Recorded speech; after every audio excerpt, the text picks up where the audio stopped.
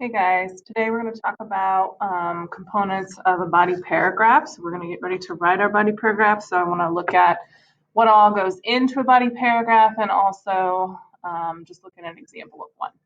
Okay, so the screen in front of you is kind of giving you a checklist of things that you need in your body paragraph in order. The first on the list is your topic sentence. We always put these first in our paragraphs. For your reader, for me, when I'm reading your essay, your topic sentence tells me that, hey, this paragraph is going to be talking about this argument. So that is why we put the topic sentence first. It's like a little preview. After you tell me what's going to be in your paragraph, we go right into giving the first piece of evidence for your argument. So we have to set that up. So you have to tell your reader, is this an example, an expert opinion, or a statistic? So you want to, reveal who said this, why are they an expert,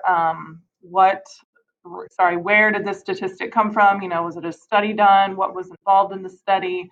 Or if it's an example, you want to give, the date and location, like when and where did this happen? That way, we have some specifics. So you're not just kind of giving us random information. We don't know where it came from. So that's what we mean by setting it up. And then you give the evidence, so your example, expert opinion, or statistic. If it is a direct quote, we want to put quotations around it. And then, of course, our in-text citation, which will be the first word of the full citation in our bibliography page.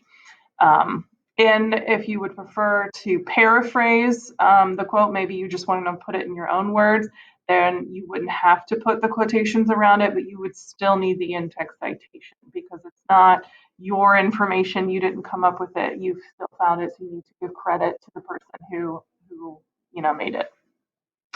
Then the most important step, you need to explain your evidence. So you need to explain how that example, expert opinion, or statistic proves your first argument.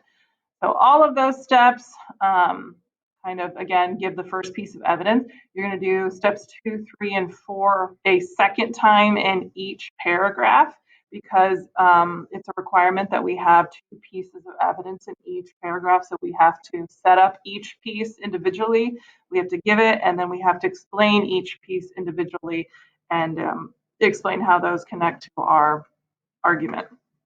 So you'll do steps 2, 3, and 4 a second time, and then you're done with that body paragraph. Okay, so let's take a look at our example. So I've got this color coded.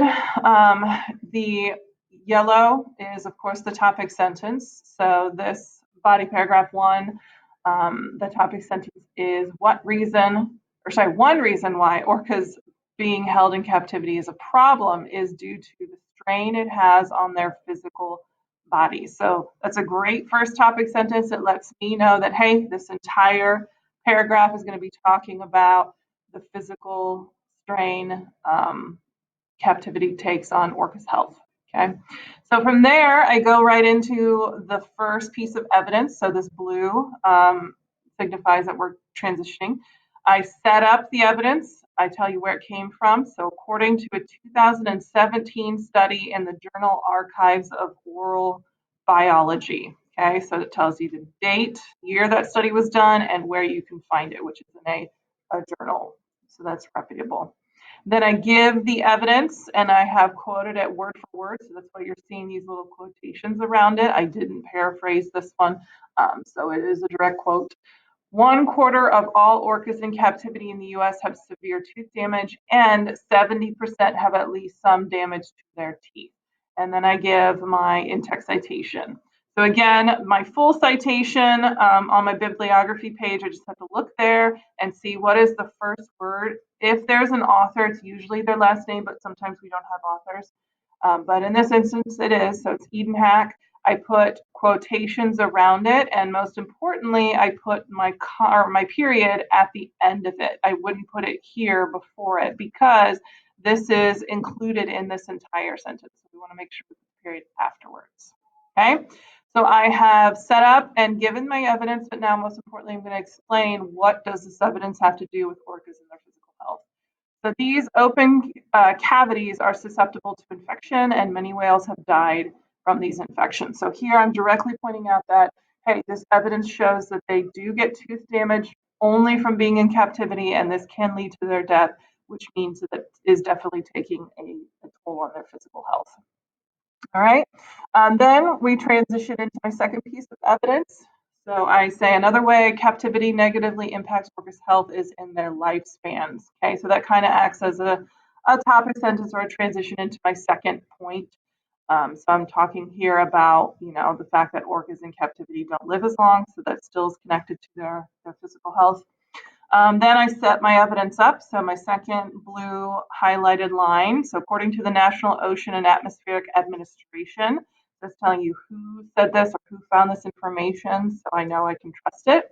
Then I have given you a direct quote again. In fact, I think I gave two again back to back. So that's why, again, you want to put quotations if you are quoting it directly. Wild males typically live for about 30 years, but can live up to 50 or 60. Wild females usually live up to 50, but can live up to 100. And a 2015 study that looked at 201 orcas in captivity showed the median survival rate was 61 years, with those in U.S. facilities reaching a median of 12 years. And then I've given my in-text citation again. So it was the author's last name, which is Hagenboom. I put parentheses around it. And again, always make sure you put the period after the parentheses because we need to include that. Okay, so my evidence again is looking at their lifespans. It's showing, of course, that in the wild they live much longer than they do in captivity. And that's exactly what I do in the orange highlighted lines. I have to explain that to the reader. And so that's what I say. I say these statistics clearly show the huge discrepancy between the lifespans of wild orcas versus captive orcas. So I'm pointing that out. And then I say captive orcas clearly do not live as long as they could due to captivity. All right. So again, it kind of pretty much just goes in that order. We tell, what is the first argument for this body paragraph. I set up, give evidence, and then explain it. And then I do that all a second time for my two pieces of evidence. All right. So then now that we've kind of seen what's required in a body paragraph and looked at an example, you guys are going to then practice writing this on your own. So I've got the graphic organizer for body paragraph 1 here. It looks just like the introduction and thesis graphic organizers. So off to the left, you have what is needed first, which of course is the topic sentence. It tells you a little bit about it. Then I have given you my example. And then all the way to the right, it's then your turn to write your topic sentence. So again, thinking back to your thesis statement, what is the first argument in your thesis? What's the first reason why you are for or against your topic? That's what you want to put here. And then you get into, of course, setting up that first piece of evidence. Okay, you just walk through it. As you can see, you do it twice, and then you are done. All right, if you ever have any questions, of course, let us know, but we are ready to start working on our body paragraphs. Good luck.